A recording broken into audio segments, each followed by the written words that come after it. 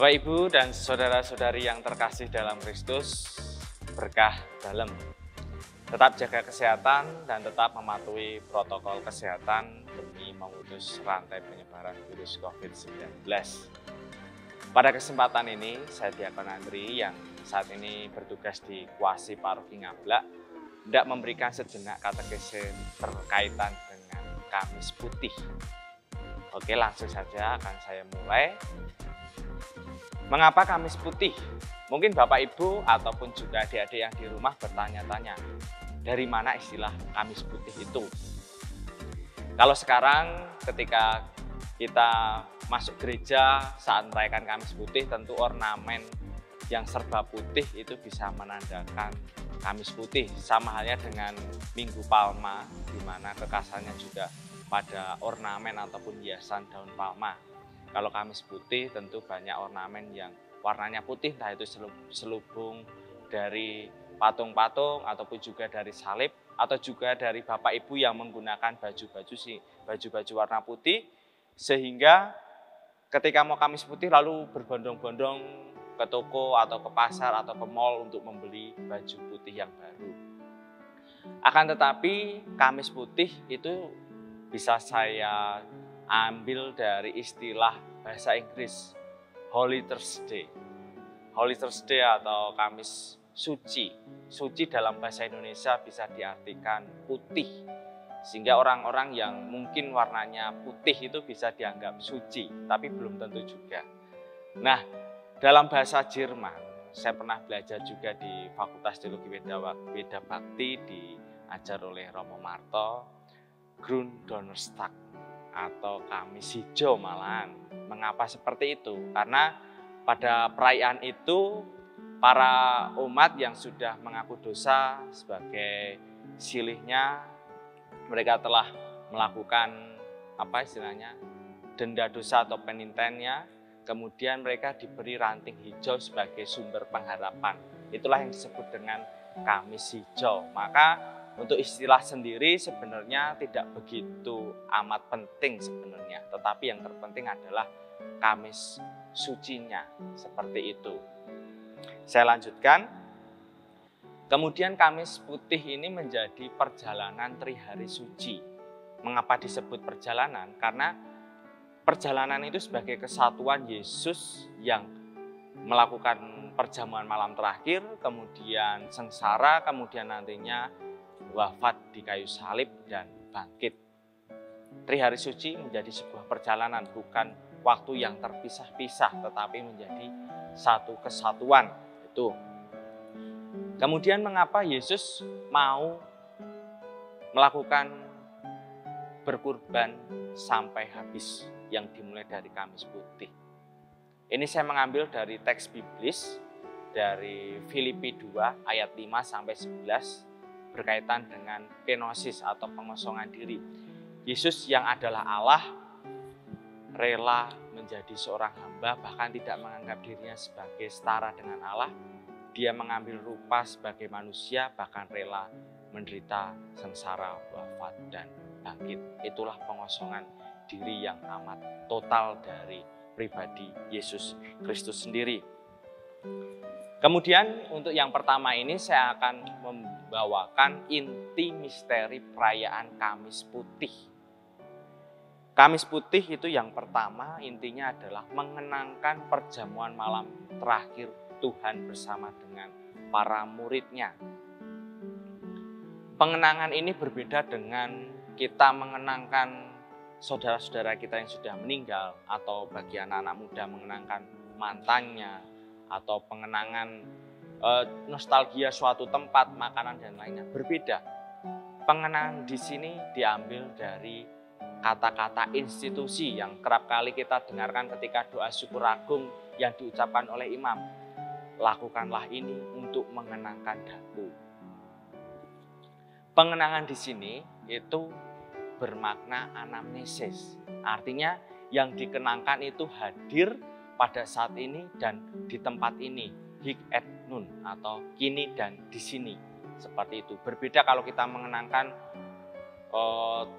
orang tua kita yang sudah meninggal ataupun saudara-saudara yang kita telah meninggal, kita hanya mengenangkan, hanya mengingat-ingat. Tetapi kalau pengenangan dalam konteks anamnesis yang kita rayakan pada Kamis Putih, pengenangan malam terakhir, itu mengenangkan Yesus seluruhnya, seluruh dirinya, mulai dari Yesus berkarya sampai dengan Yesus menyelesaikan karyanya, atau sejak dari Bethlehem sampai dengan nantinya juga di Golgota dan lain sebagainya. Sehingga keseluruhan diri Yesus itu utuh dihadirkan terkhusus pada perayaan Ekaristi. Maka mengenangkan Yesus berarti kita dituntut untuk berekaristi. Ekaristi bukanlah kewajiban setiap orang, tetapi panggilan hidup. Panggilan dari Yesus sendiri supaya kita bersatu secara sakramental dengan pribadi Yesus Kristus sendiri. Maka lakukanlah ini untuk mengenangkan daku berarti perintah untuk berekaristi. Ini yang membedakan pengenangan Yesus dengan pengenangan hal-hal yang lainnya. Berekaristi berarti mengenangkan Yesus seluruhnya, seluruh pribadi Yesus dikenangkan hadir pada saat itu dan di tempat itu juga. Jadi misalnya kita misa ini saya ambil contoh di Kapel Santo Yusuf Getasan, maka saat Ekaristi tersebut Yesus hadir di sini. Ketika berada di Kuasi Ngablak di pusat paroki, ketika ada misa, Yesus juga hadir di situ pada waktu yang sama. Sehingga dimanapun imam merayakan Ekaristi, maka Yesus sungguh-sungguh hadir di situ. Maka ini pentingnya mengenangkan Yesus dengan berekaristi. Mengapa kita harus berekaristi? Ekaristi ini mendorong kita supaya bersatu kepada Kristus secara sakramental. Ini berbeda dengan doa pribadi. Kalau doa pribadi, Yesus hadir itu secara batin atau secara perasaan hadir bersama kita. Tetapi kalau secara Ekaristi, Yesus hadir secara sakramental, bahkan bisa kita santap melalui tubuh dan darahnya, sehingga kita disatukan secara sakramental. Maka bagi umat ataupun mereka yang tidak menyukai Ekaristi, tidak senang Ekaristi, maka ingatlah perbedaan antara Ekaristi dan doa pribadi. Kalau doa pribadi itu hanya sampai pada batin kita, Yesus itu hadir secara batin, tetapi kalau Ekaristi itu sungguh-sungguh menyatukan kita secara sakramental, secara penuh dalam tubuh dan darah Kristusnya. Itu yang pertama. Untuk yang kedua, lakukanlah ini untuk menangkan daku. Lakukanlah ini untuk menangkan daku. Yesus memberikan perintah kepada kita untuk mengasihi orang lain. Ini amat khas dalam pembasuhan kaki, di mana Yesus membasuh kaki para muridnya. Memang dalam konteks Yahudi, ketika ada perjamuan, itu Yesus yang sebagai Tuhan itu sebenarnya harus dibasuh oleh para hamba-hamba. Ataupun juga dalam konteks Yahudi, ketika mau perjamuan malam, banyak hamba itu membersihkan kaki-kaki yang mau makan di situ. Nah, di sini ada suatu pergeseran yang amat besar di mana Yesus yang sebagai Tuhan justru rela membersihkan kaki para muridnya. Tetapi tindakan Yesus ini bukan serta-merta untuk menunjukkan bahwa dirinya ingin melayani. Bukan hanya seperti itu, tetapi ini menunjukkan simbol bahwa Yesus hendak membasuh dosa-dosa para murid, dosa-dosa kita semua. Sehingga nantinya ketika Jumat Agung, ketika darah anak domba menghapus seluruh umat manusia, nah ini yang mau disasar. Pembasuhan kaki juga menjadi simbol pembersihan umat manusia dari segala dosa.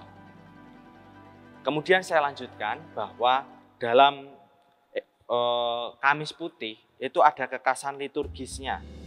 Yang pertama seperti yang saya ungkapkan tadi, pembasuhan kaki, pembasuhan 12 rasul.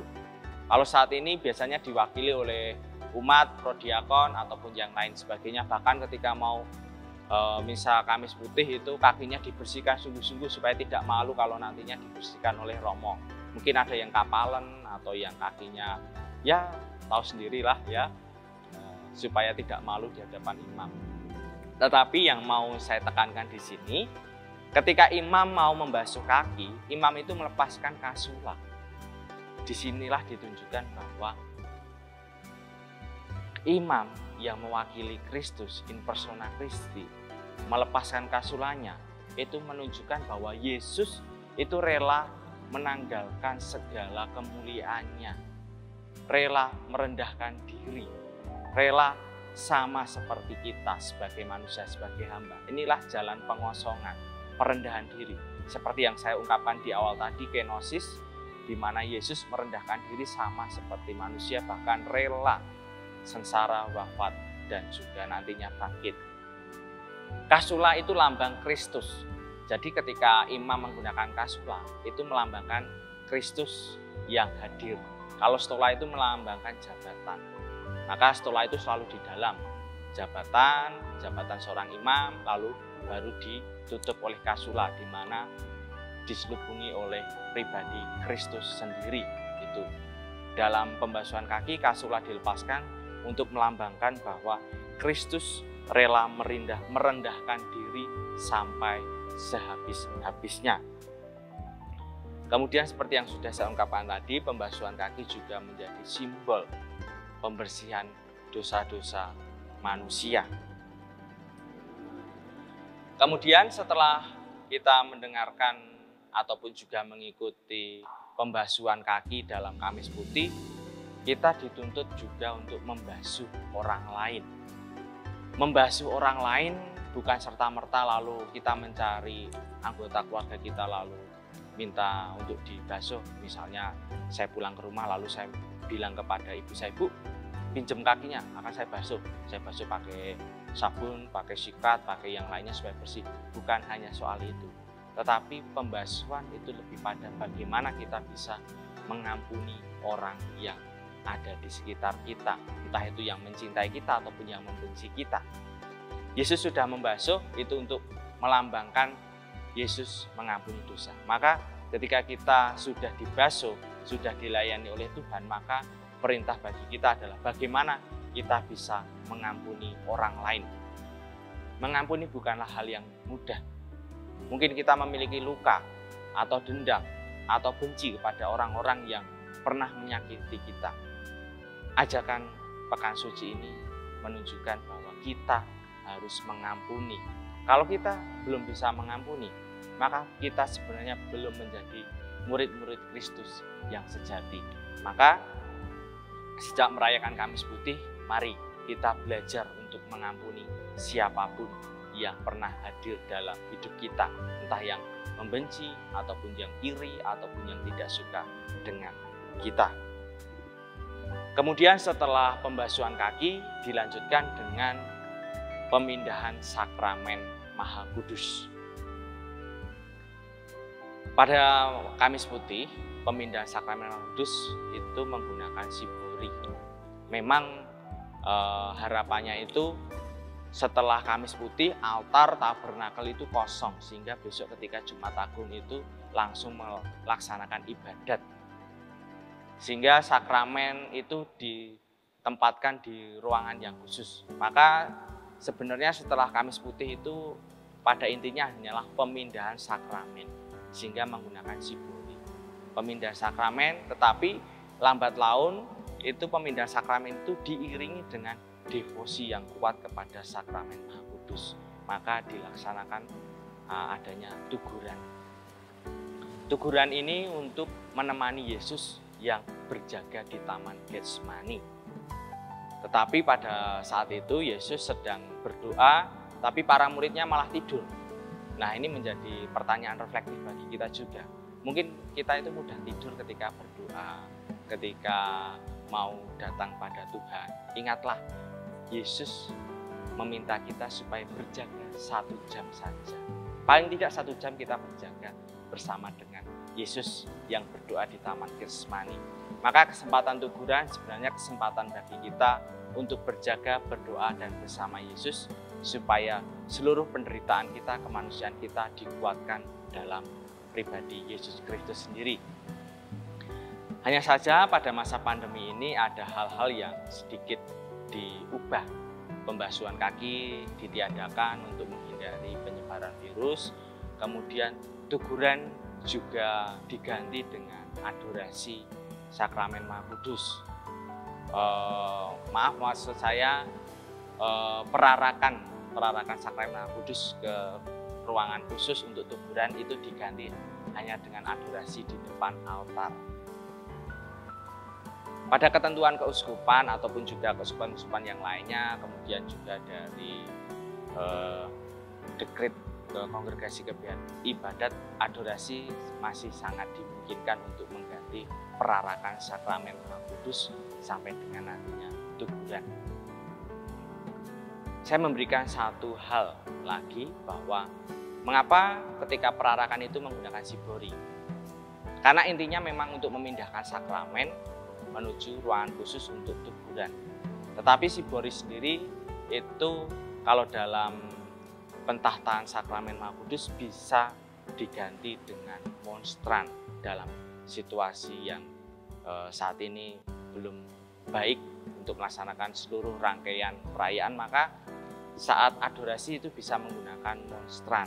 Memang monstran itu lambang kemuliaan, lambang kejayaan, lambang kemenangan Kristus. Padahal pada Kamis Putih itu sebenarnya kealahan Kristus itu sedang terselubung atau yang lebih dominan adalah kemanusiaan Yesus Kristus sendiri. Maka menggunakan sibori itu menjadi lambang bahwa Yesus yang sungguh sederhana dan hanya lebih menunjukkan segi kemanusiaannya yang sedang menderita dan berjaga untuk menguatkan perjalanannya menuju Golgota. Itu.